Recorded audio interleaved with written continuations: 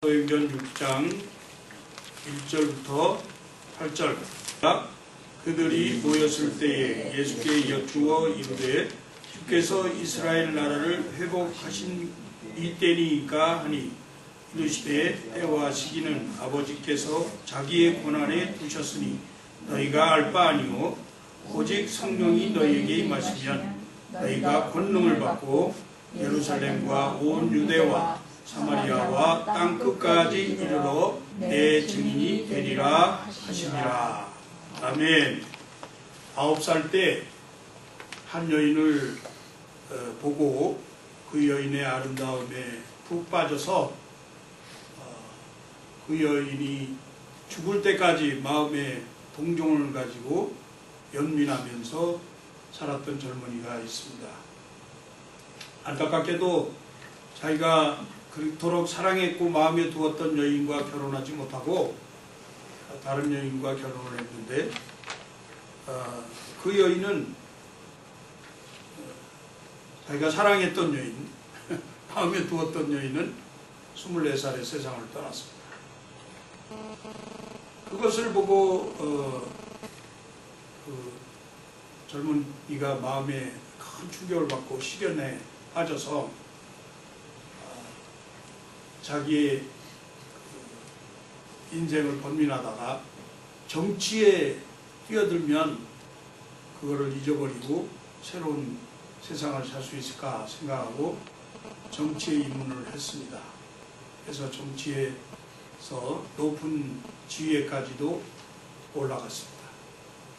근데 정치라는 것이 어떤 면에서 진흙탕 싸움이기 때문에 그 정치 싸움에 휘말려 가지고 결국은 패자가 돼서 자기의 고향 이탈리 피렌체에서 추방을 당하는 그런 삶이 되었습니다. 그 이후에 자기 고향으로 돌아가려고 많은 애를 썼지만 결국은 자기 고향에 돌아가지 못하고 해외에서 망명 생활을 계속했습니다. 사랑도 실패하고 정치도 실패하고 그렇게 외롭게 고독한 그러한 삶을 살았던 이 사람이 새로운 꿈을 꾸기 시작했는데 어느 날 하늘을 바라보면서 자기가 그토록 사랑했던 여인이 자기를 인도에서 영원한 세계 천국에 데리고 가는 그런 꿈을 꾸었습니다. 그래서 그때부터 펜을 들어서 글을 쓰기 시작했는데 그렇게 글을 쓴 작품이 단테의 신곡이라고 하는 작품입니다. 자기가 사랑했던 베아트리체의 라는 여인의 그 인도를 따라서 천국을 구경하고 처음에는 지옥도 가고 이렇게 연옥도 가고 또 그리고 천국에 가서 그렇게 여행하는 그러한 것을 쓴 책이 바로 그 유명한 단테의 신곡이라고 하는 책입니다. 심리학자인 아브라함 머슬로우는 인간이 지닌 가장 최고의 욕망이 자기 꿈의 실현이다 그렇게 이야기를 했는데 만일에 자기 꿈의 실현이 인간에게 있어서 가장 최고의 욕망이라고 한다면 자신의 꿈이 불가능해지고 그리고 자기가 원하는 삶을 살 수가 없다고 생각했을 때 그 순간이야말로 가장 절망적인 순간일 것입니다. 예수님을 따라다니던 제자들에게도 꿈이 있었습니다. 자신들의 조국인 이스라엘이 로마의 압제로부터 모진 고통을 당하고 식민생활을 하면서 신음하게 되었는데 이러한 로마의 압제로부터 해방되어지는 것이 그들의 절실한 꿈이었습니다. 제자들만 이었겠습니까? 이스라엘 모든 백성들이 이와 같은 꿈을 가졌을 것입니다. 그래서 새롭게 등장한 예수라는 청년이 메시아로 왔나 보다 생각하고 선지자로 왔나 생각하고 그 예수에게 모든 생을 걸고 기대를 했습니다. 예수를 통해서 민족 회복의 꿈을 이루어 보겠다, 그렇게 생각했던 것입니다. 그러나 또 한편으로는 자기 개인적인 욕망도 그 안에 포함되어 있었습니다.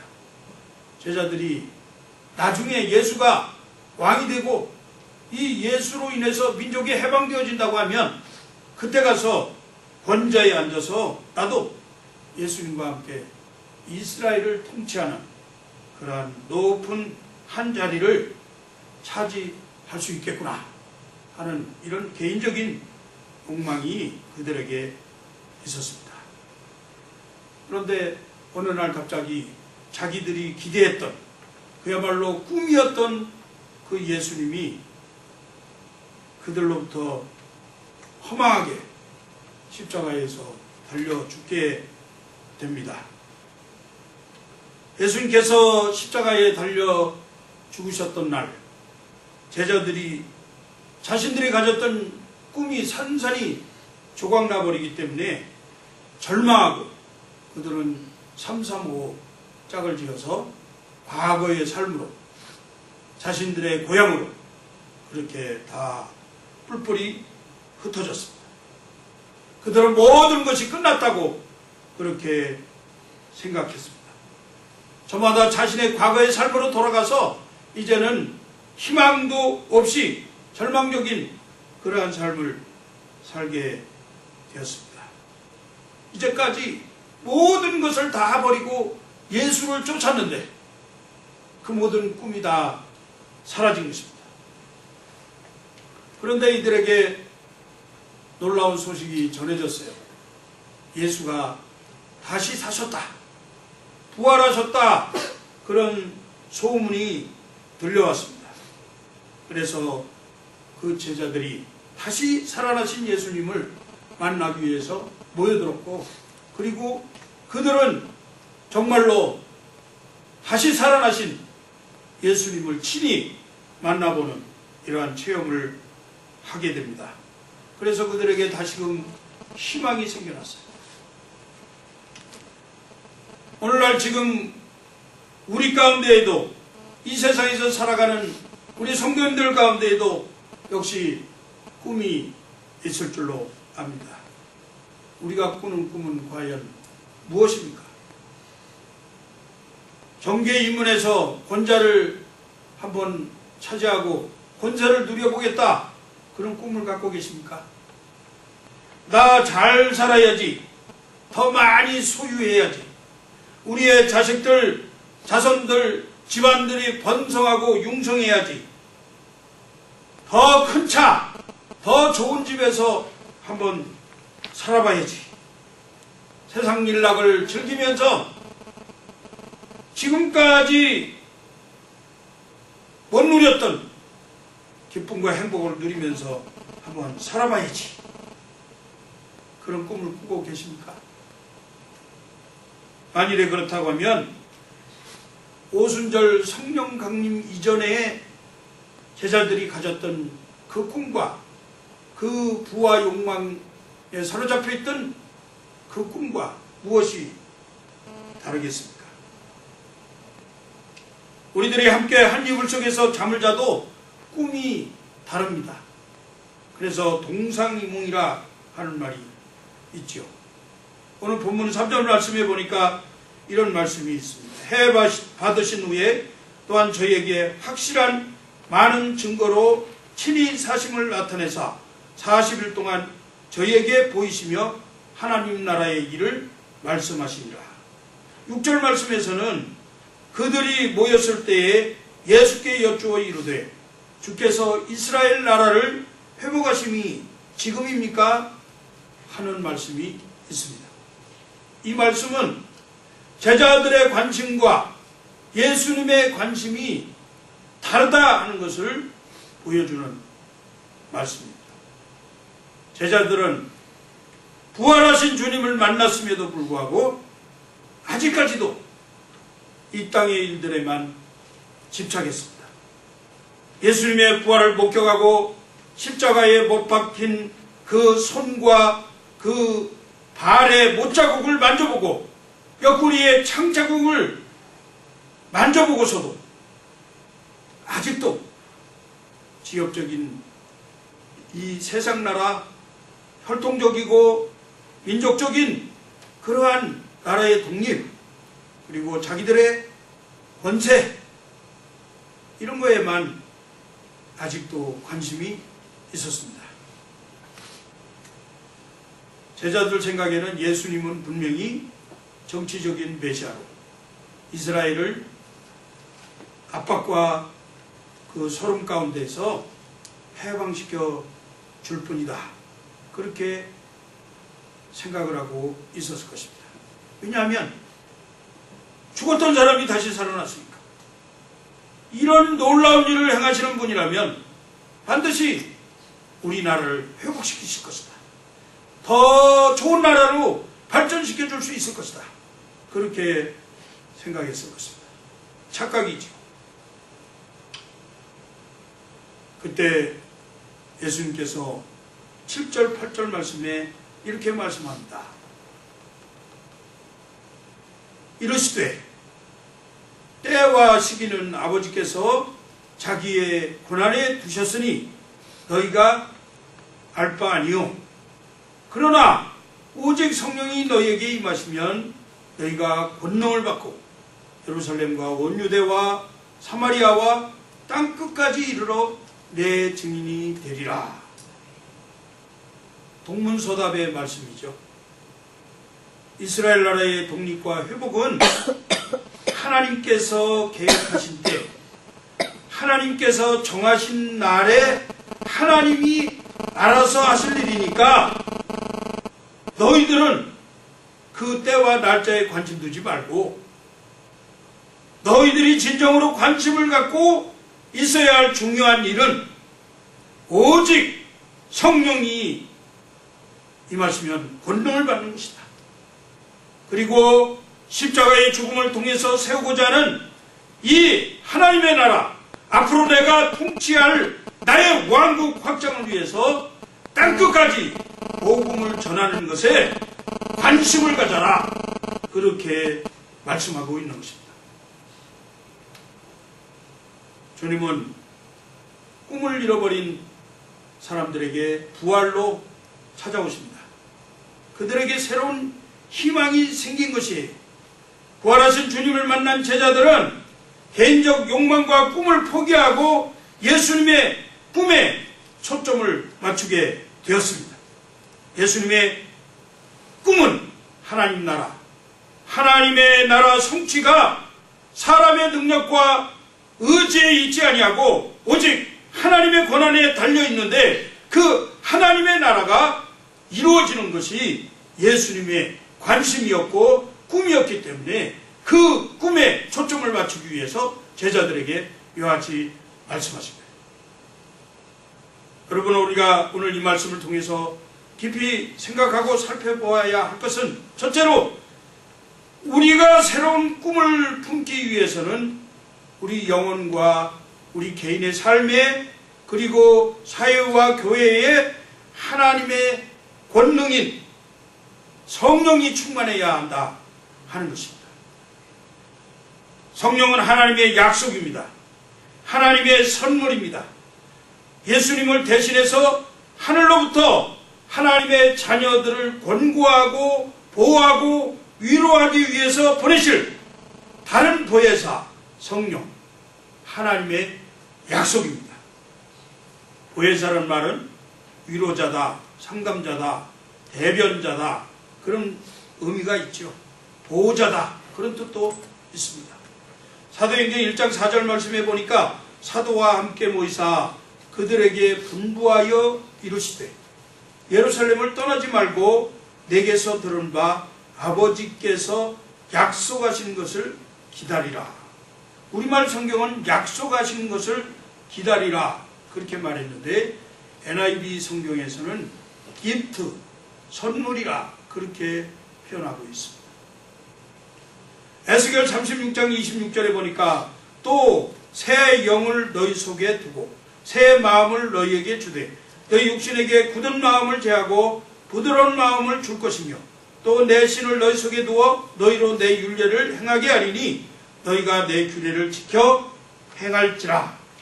요엘서 2장 28절 이하에서는 그 후에 내가 내 신을 만민에게 부어주리니 너희 자녀들이 장래일을 말할 것이며 너희 늙은이는 꿈을 꾸며 너희 젊은이는 이상을 볼 것이며 그때 내가 또 내 신으로 남종과 여종에게 부어줄 것이다. 요한복음 14장 16절은 내가 아버지께 구하겠으니 그가 또 다른 보혜사를 너희에게 주사 영원토록 너희와 함께 있게 하리니.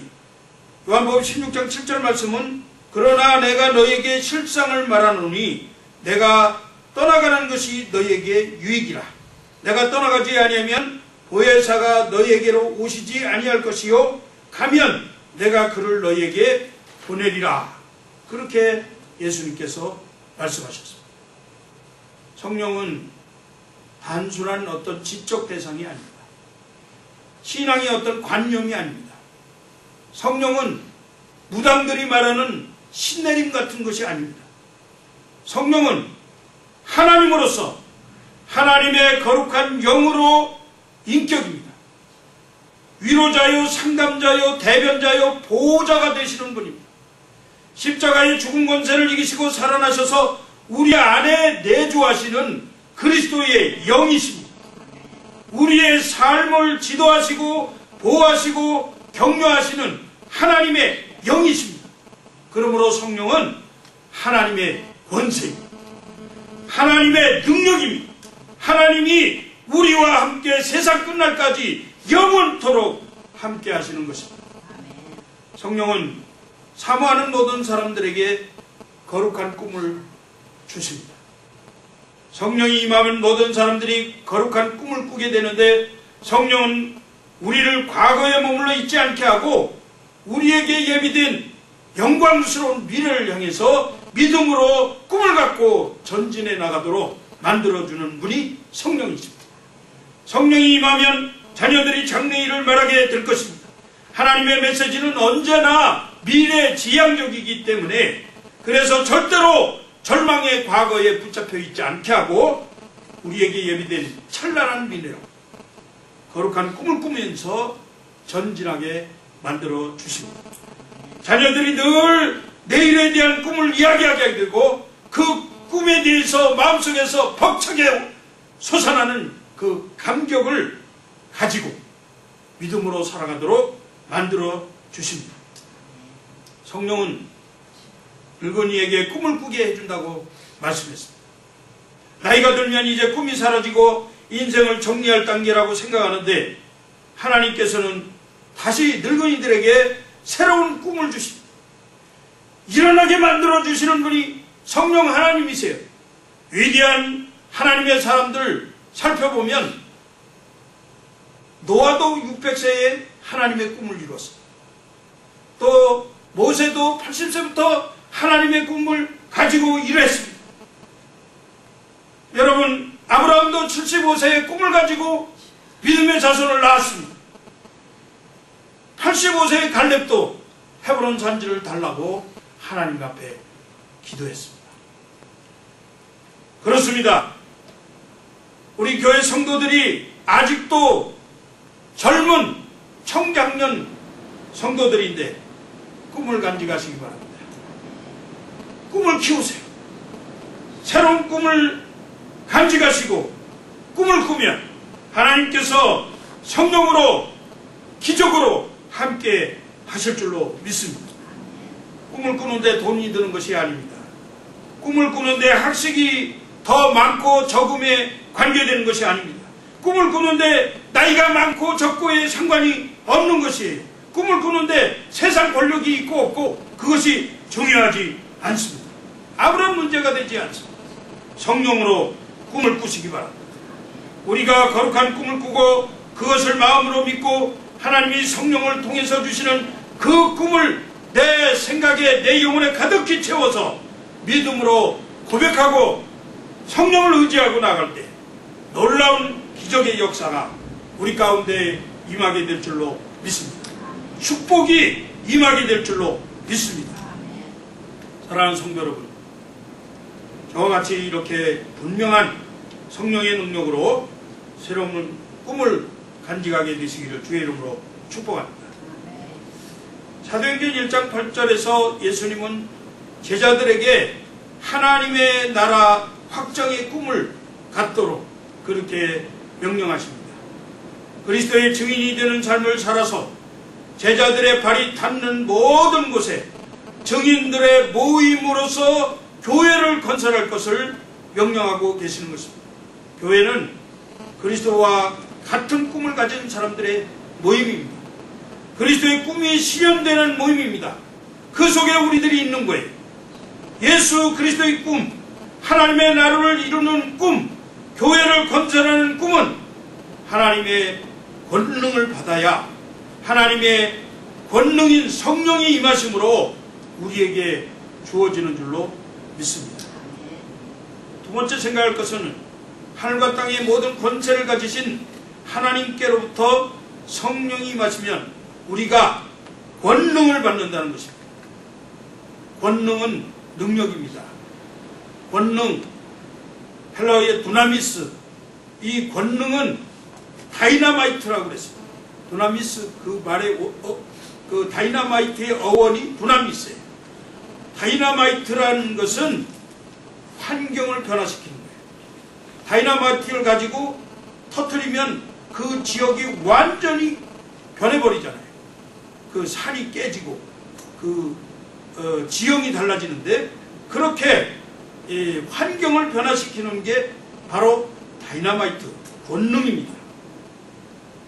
이 다이나마이트는 폭발성이 강하기 때문에 주변에 많은 영향을 끼칩니다. 그러므로 성령은 바로 우리의 주변에 많은 영향을 끼치도록 만드시는 거예요. 이것이 권능입니다. 성령이 임하니까, 성령으로 충만하니까, 성령이 능력의 하나님 되시니까 이 하나님의 능력이 우리 주변 가운데 나타나게 되는 것입니다. 이 권능, 능력은 무엇을 말하느냐? 첫째는 말씀을 증거하는 능력이 우리에게서 나타납니다. 배우지 못하고 무식하다고 생각했던 베드로가 성령이 임하고 권능을 받으니까 담대하게 하나님의 말씀을 전합니다. 요엘서를 가지고 이제 이스라엘 그 많은 지도자들 앞에서 또 백성들 앞에서 말씀을 담대하게 해석하면서 전하면서 마지막에 하는 말이, 내가 다시 사신 예수 그리스도의 증인이다. 누구든지 주의 이름을 부르는 자는 구원을 받을 것이다. 이렇게 선포하니까 하루에 3,000명, 5,000명 회개하는 역사가 일어나게 되는 것이죠. 베드로가 예언의 능력이 나타납니다. 정말 막힘없는 지혜로 하나님의 말씀을 증거합니다. 두려워서 숨어서 도망다니던 사람이, 예수를 모른다고 부인했던 사람이 담대함이 생겨나는데, 이것이 바로 성령의 권능, 능력으로 인해서 나타나게 된 것입니다. 두 번째 나타나는 능력은 치유, 회복, 그리고 위로, 고침의 능력이에요. 또 제가 베드로 말씀을 드리는데, 베드로가 요한과 함께 성전 위문에 앉아있던 그 걷지 못하는 사람을 봤습니다. 이 걷지 못하는 사람, 예전에도 봤던 사람입니다. 성전에 올라갈 때마다 보는 사람이에요. 이 사람은 나면서부터 40세 되도록 40년간이나 성전 문 앞에 앉아서 구걸하던 사람. 이런 사람을 전에는 그렇게 보았는데 무심코 지나갔습니다.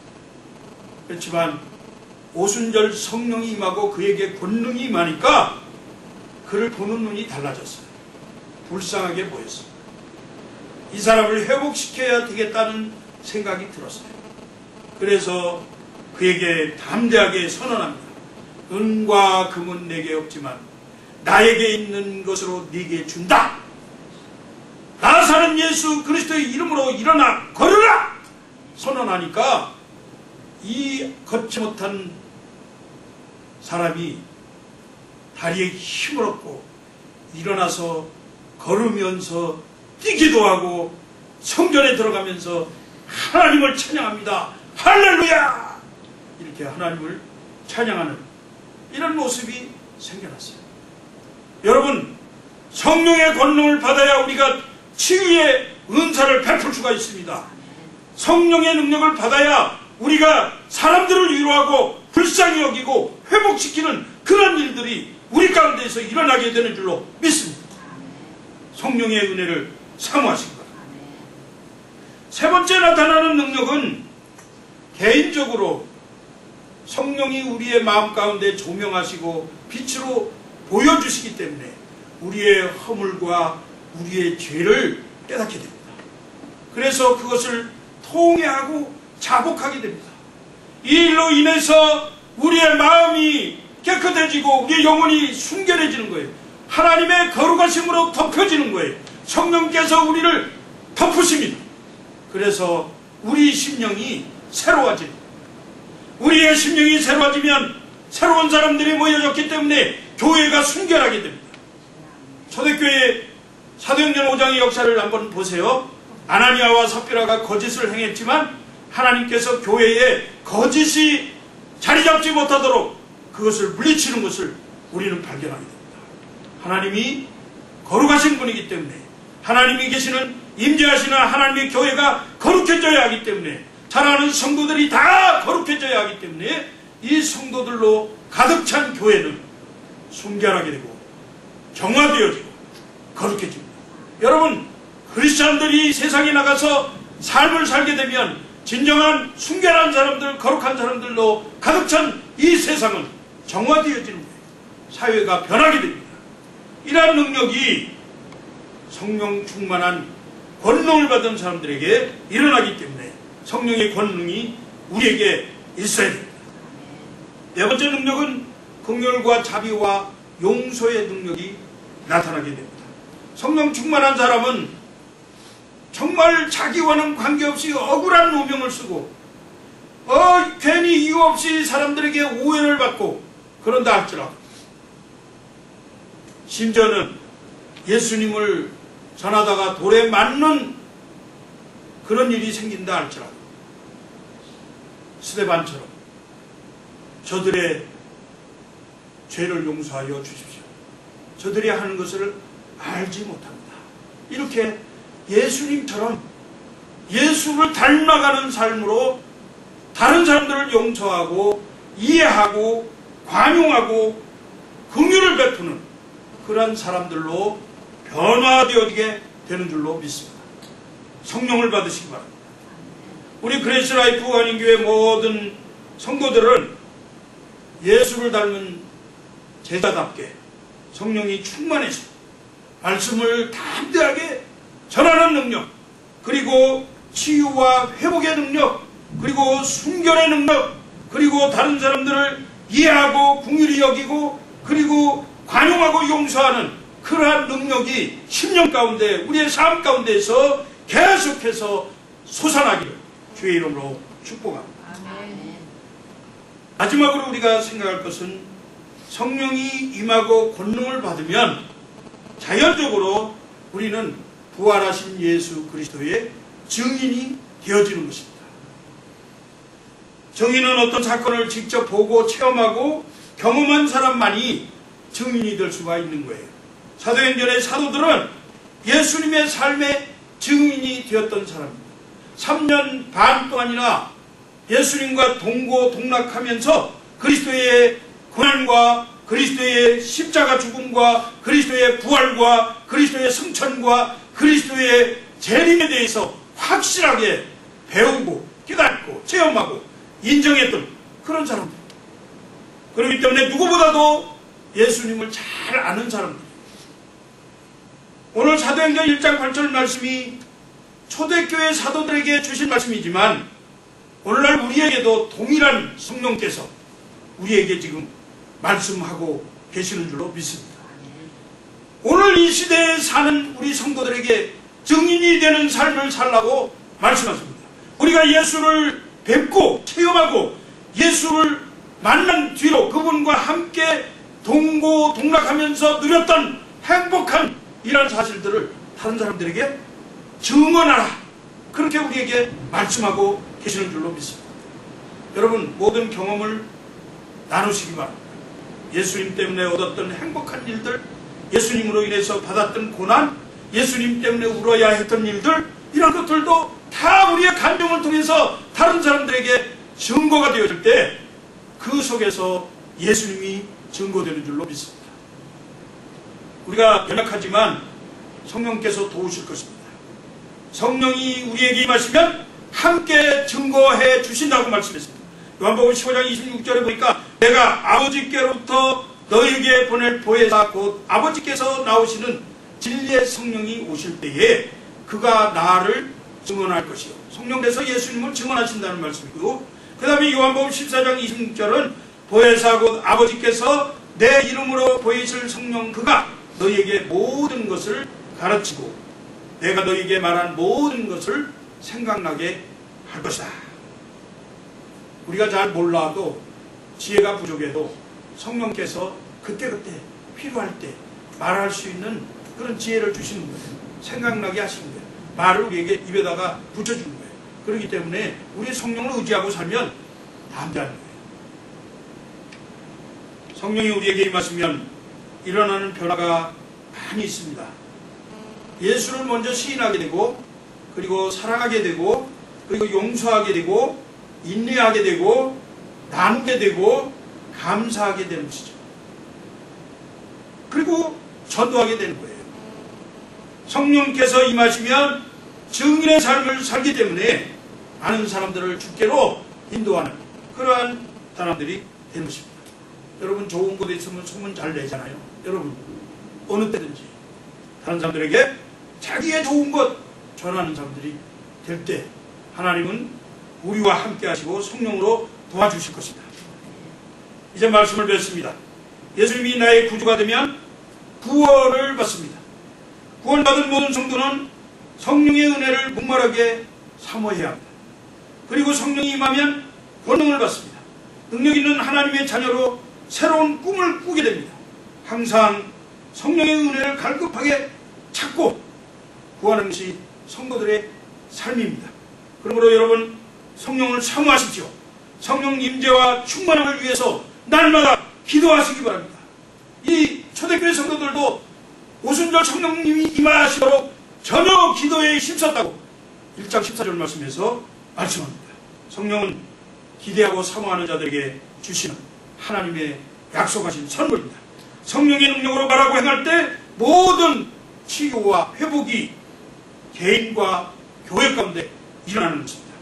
우리 교회는 성령에 의해서 모여지고 성령에 의해서 시작되고 성령에 의해서 운영되는 교회입니다. 지상의 모든 교회가 성령에서 이 성령에 의해서 이끌어지기를 저는 소원합니다. 성령이 이끌지 않고 인간에 의해서 이끌어지는 교회는 교회가 아닙니다. 그는 사설기관이죠. 오늘 우리 교회가 약하고 부족한 것 같아도 주의 성령이 우리를 불러주셨고 우리로 하여금 하나 되게 하시고 교회를 이루게 하시고 하나님을 섬기게 하시고 그리고 영적으로 날마다 우리를 지켜주시면서 우리에게 힘을 공급하시는 그런 은혜를 베풀어 주시는 줄로 믿습니다. 그레이스 라이프 하는 교회 성도들은 이전에 즐기던 모든 세상 일들, 이전에 꿈꿨던 꿈들, 이런 거 다 이제는 헛된 것으로 여기고 버리고 이제부터 하나님 나라, 하나님이 기뻐하시는 하나님의 꿈, 그 새로운 꿈을 향해서 전진해 나가는 귀한 성도님들 되시기를 다시 한번 주의 이름으로 축복합니다. 기도하겠습니다. 하나님 아버지, 은혜를 감사합니다. 복된 날 우리에게 허락해 해주시고 하나님의 교회에서 또 예배하면서 말씀을 통해서 성령의 임재를 사모할 수 있도록 축복해 주신 것 감사합니다. 성령으로 말미암아 권능을 받는 자들 되게 하시고 권능을 받음으로써 말씀을 담대하게 전파하고 치유와 회복의 역사가 우리 가운데서 일어나게 하시고 또 우리 자신이 하나님의 영으로 가득 차고 또 거룩하심으로 가득 차고 교회가 하나님의 임재로 가득 참으로 말미암아 순결하고 또 정화된 그러한 거룩한 교회 되어지도록 축복해 주시고 하나님 아버지 이 일들을 통하여서 우리가 이해하고 환영하고 용서하면서 사랑하면서 세상을 향해서 더 큰 능력을 행하는 귀한 교회로 세워지도록 은혜를 베풀어 주시옵소서. 우리 사랑하는 성도들 가정과 심령에 성령이여 오시옵소서. 성령을 사모하고 성령으로 충만하게 하여 주시어서 하나님의 권능이 권세가 사잡는 교회와 그리고 가정과 개인의 심령 사업장 직장 되어지도록 축복해 주시옵소서. 감사함이 예수 그리스도 이름으로 간절히 기도하옵나이다. 아멘.